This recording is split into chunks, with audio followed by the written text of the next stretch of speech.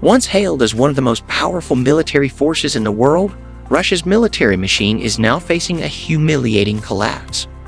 Vladimir Putin's expectation of a quick and decisive victory in Ukraine has turned into a nightmare, with his military disintegrating piece by piece. The collapse is evident across various dimensions, from manpower issues to outdated equipment and catastrophic losses on the battlefield. In this video, we explore how Russia's once feared military has fallen apart and the factors contributing to its disastrous decline. The manpower crisis, conscription, and high casualties. Russia's military strength has been significantly compromised by a growing manpower crisis. Despite boasting a large number of active duty soldiers on paper, Russia's military has struggled with the quality of its personnel. The Global Firepower Index ranks Russia as having the second largest military in terms of manpower, with approximately 1.3 million active personnel. This figure includes soldiers across the Army, Navy, Air Force, and Coast Guard. However, this number is misleading when considering Russia's relatively small population of 140 million people, compared to the 1.45 billion in China and India, or the 330 million in the US to bolster its military numbers. Russia has relied heavily on conscription, mandatory military service for men. While the country conscripts around 150,000 soldiers every 6 months, the war has driven Russia to increase its recruiting efforts, signing roughly 49,000 contract soldiers in 2023 alone. However, the contract system is not as straightforward as it seems. Russian soldiers typically sign 2-year contracts, but in the face of mounting casualties, the Russian military has resorted to offering shorter contracts, sometimes just 6 months to a year. As a result, the 500,000 figure for new recruits in 2023 includes many soldiers who have re-enlisted or signed multiple contracts over the years. Despite these efforts, Russia's military faces an escalating casualty rate. As of mid-2024, the Ukrainian Ministry of Defense reported over 660,000 Russian casualties in the first 32 months of the war. Some days see as many as 1,200 Russian soldiers lost, with estimates suggesting that Russia could lose over 1 million soldiers by early 2025. This staggering loss of life has only worsened as Ukraine receives more military aid from NATO, including advanced defense systems, long-range missiles, and fighter jets like the F-16, which significantly outmatch Russian air capabilities. Russia's focus on sheer numbers, throwing as many soldiers as possible at the front lines, has come at the cost of heavy losses, particularly among conscripts who are often poorly trained and inexperienced. Casualty rates are particularly high among conscripts, many of whom have received minimal military training. Unlike Western nations, which have centralized training programs, Russia's training is more decentralized, and reports indicate that some units are cutting training time down to as little as 2 weeks before sending soldiers into combat. The impact of undertrained troops. Russian conscripts often face inadequate training, which further exacerbates the country's military weaknesses. While Western armies invest significantly in training and preparing their troops for various combat scenarios, Russia has historically viewed conscripts as expendable. Reports suggest that conscripts, particularly in the early stages of the war, were not only underprepared but were also recruited from prisons to replace the heavy casualties suffered by more experienced soldiers. Even those who survived the brutal training regimen often find themselves ill-prepared for the realities of modern warfare. With soldiers sometimes sent into battle with minimal combat training, the lack of readiness has been a critical factor in Russia's mounting losses.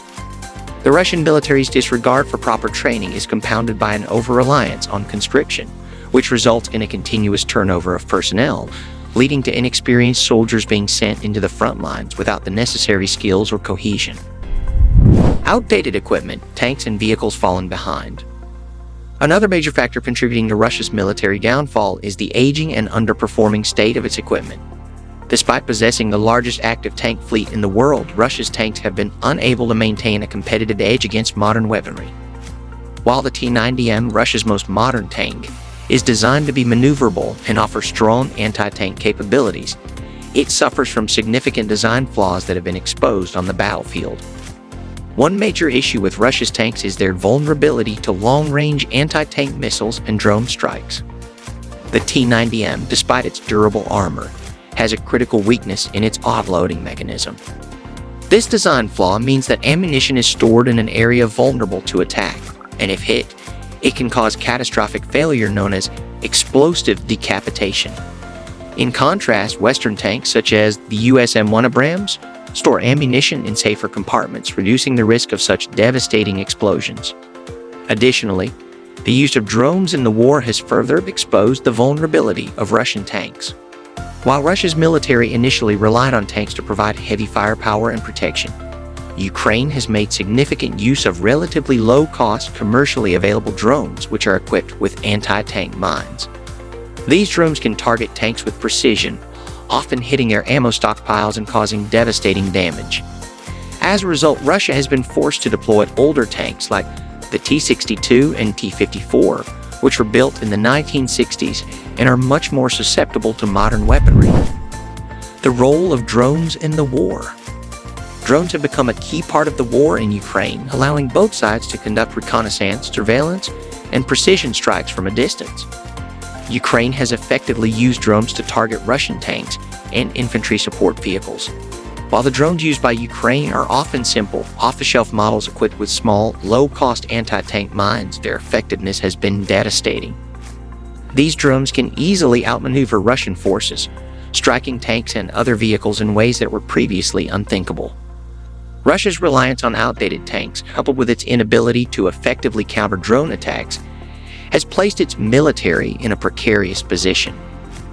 As Ukrainian drones continue to inflict heavy losses on Russian armor, the country's tank production has been unable to keep up with demand. Reports suggest that Russia's tank production may only last for another 2 years, with the country's supply of critical raw materials running low due to international sanctions. The struggles of Russian infantry support vehicles. In addition to its tank losses, Russia has also faced significant challenges with its infantry support vehicles.